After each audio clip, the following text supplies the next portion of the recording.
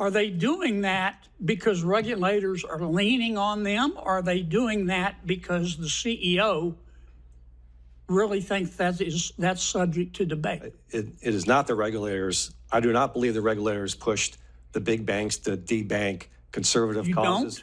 I do not. I think it was their internal choice. Choose winners. I think big banks pick and choose winners that they care about. And that's why we need a market solution, because you can't regulate that type of behavior without having unintended consequences. That was our next guest, Mr. Mike Ring, testifying this morning to the Senate Committee on Banking, Housing, and Urban Affairs. He was discussing the pernicious impacts of major banks debanking conservatives who dared to voice unpopular, with them anyway, political opinions. As someone who was personally debanked for my beliefs in 2020, I can tell you that Ring's comments were especially appreciated. Now, because of the debanking those of us outspoken right-wingers experienced during the pandemic, men like Mike Ring founded Old Glory Bank, which is a bank specifically designed to avoid that kind of debanking shenanigans that the elites engaged in to silence all of us on the right during the pandemic years. Mike Ring doesn't want Republicans to use government regulations to punish the debankers and the big banks. He just wants to make it easier to open new banks like his.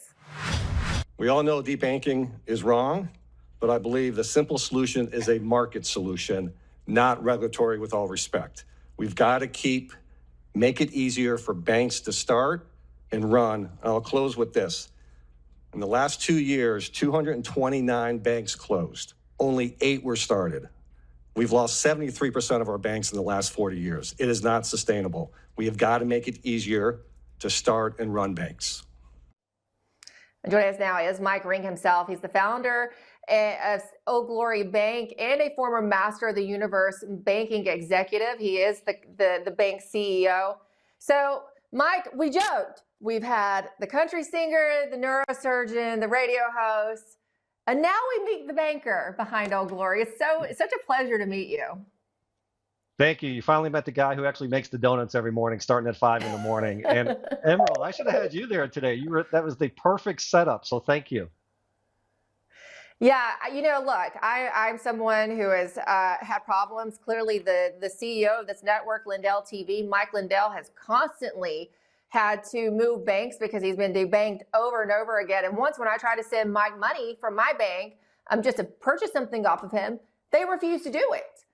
So we have a real problem here. I found it very interesting than you because I was ready to go scorched earth, and yes, Trump should go for these banks, But you laid out a more measured approach, you say, to addressing the problem. Explain more in depth to our audience, please.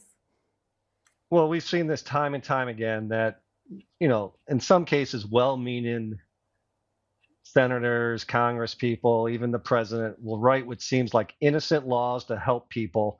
They boomerang on us because it does two things. One is the regulators get involved and then screw it up with all the regulations and/or how they enforce it. Or doing something right adds more detail and work. So, for example, let's say they did do a debanking law. That means every time, for whatever reason, we couldn't make a relationship work with a customer, then we'd have to fill out some paperwork to confirm it wasn't for a bad reason. So my thought is simple. Most things, rent control doesn't work. Most things government gets involved with gets ruined. Keep it the free market. But the problem is they're making the free market hard because it's too hard to start and run a bank. Yeah, and as you noted during your testimony, there really is a monopoly on the banks. Remember, you used to have more community bank options, and you knew your banker, your local banker, but that's just not the way of things anymore. Is it because that the burdensome regulation that the federal government has put on banks? What has led to this, consolidation of the banking system? It is exactly right. Most banks cannot afford to deal with all the regulatory burden, and even starting a bank, why only 8 banks started, as you read. So think about this. We were buying a little bank in Oklahoma, had only $10 million in deposits in 2022, $3 million in loans, and it took us 6 months to get through regulatory approval, 300 pages of documents to submit, and like 3 rounds of discussions. So they just make it too hard. And I think for all the talk about not wanting the big banks to be get bigger, too big to fail. They've exactly done that. Big banks keep getting bigger, small banks keep disappearing, and new banks can't start. So I don't know if it's by design or by incompetence, but the reality is we have less banks, and therefore very few big banks now control economy and the market. Did the lawmakers seem receptive? And I'm sure you had your public testimony, but I'm sure you've had some closed door meetings with lawmakers as well. Are they receptive to your proposals to make it easier for smaller banks?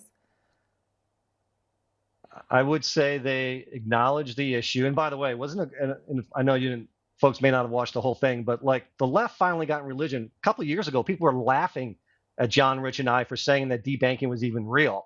They said, no, it's not real, never happening. At least now we've solved that problem, and the left is now acknowledging that debanking is real. And we're like, where the heck you all been for the last 4 years and this has been going on? So I do believe the legislators understand this is a problem. I just worry they can't fix it. And once they do, just the way the federal regulators work. So if the legislators fix it, I still feel like those federal regulators are going to keep imposing their will on banks. So they're almost like Trump has been talking about, we almost need to burn this down and start over again. One of the things I said today is that I've been at this now for several years, talked to many, many federal regulators on banking, and I've never met a single federal regulator that actually used to work at a bank, that had any real banking experience. They're always bureaucrats, academics, policy institute people. No bankers. Now think about the FAA, ignoring the recent issue. At least they hire former pilots. The AMA hires doctors. Most organizations hire people from the industry, except for regulators. They come out of school and they're bureaucrats their whole life, and they don't understand the consequences of their regulations. Is this something for Doge? I mean, I know they're looking at wasteful spending and such, but would this be a topic for Doge? Well, Emerald, probably 20 minutes of the 2.5-hour meeting today were the Democrats complaining about Elon Musk and what he's doing at the Federal Reserve. I'm like, aren't we here to talk about debanking? And I said, and they were trying to get me to admit that it was bad what he's doing. I was like, no, listen, what he's doing is great. How else are we going to solve these problems? And if he wants to come help Old Glory Bank, we're ready for you, Elon. That's amazing. So yeah, I was actually going to ask about that. Here's a clip of Mark Warner freaking out over Elon Musk accessing of the Department of Treasury payment system. Listen. I don't think for a second that you should be locked out of our banking system. In many cases, it is wrong for banks to close accounts and threaten your ability to make payroll or pay rent on time without even providing an explanation, so long as you are following the law.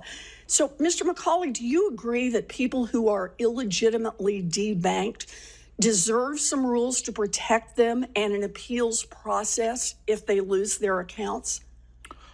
Yes, Senator. Something should be done to make sure that regulators do not do this again. Well, that was actually Senator Elizabeth Warren. I think they're concerned about the issue now because they're afraid they're not in power and they're on the other side and they might actually be the victims. I don't think they, just benevolently found religion. They're afraid. That's well said. I hadn't thought about that, how quickly they turn, because now we control the power. Now, the good thing about Old Glory Bank, we don't pick winners and losers. We let everyone bank with us, even if we disagree with them. And that's the way the world should work. But I go back to this point. Let's say you wanted to have a pro-life bank and there was a business for that. The government should not be able to tell you, well, you have to take Planned Parenthood. No, let the free market pick and choose winners and losers, not regulators. Respectfully to the regulators and the senators that I talked to today, who were great. I would also just point out to our audience and the American people in general, it's not just the government that needs to change the regulation, realign the regulators and support new banks, right? Startup banks. It is also that the American people need to support that. And in saying that, I got a notice in my email that you can become an investor for a minimal cost, and I love it because it's based on a Bible scripture. You can donate or invest as little as $63 and become a part of Old Glory Bank, because we need to support what you're doing. Tell us about that program, Mike. Oh, Emerald, that is so kind. I didn't realize you're gonna give me this easy layup. So thank you. We a while ago realized that we do not want Old Glory Bank to be owned by Wall Street. We want it to be owned by Main Street. So we had been going to our customers over the last couple of years asking them to invest. But the way the securities laws worked, you had to be accredited, which means a millionaire. And people reached out to me and they said, listen, Ring, if you're the bank for middle America, small business America, why do you have to be a millionaire to be an owner? And they were right. So we did the hard work and we've done a mini IPO. You can go to own.oldglorybank.com. You can buy our stock. Everyone can buy it. Every American 18 years or older can buy our stock. Keep Old Glory Bank owned by Main Street, not Wall Street. And the minimum investment, you said correctly, is only $63 based on Deuteronomy 6:3. I loved it, and I love the premise of it. I am going to become an investor and owner. I love what you all have done, not just because I'm a fan of Mr. Rich and others and the others on your team, but I just love, we needed this, and you all rose to the occasion and gave the American people another option. And I want the American people to support you. And I know that you've gotten a lot of traction, especially as the debanking news came out. I mean, they debanked the First Lady. It doesn't go any higher to the top. So if they can debank her, they can debank you. So I love that you gave us another option. Thank you so much, Mike Ring. It's good to meet you. Thank you, Emerald.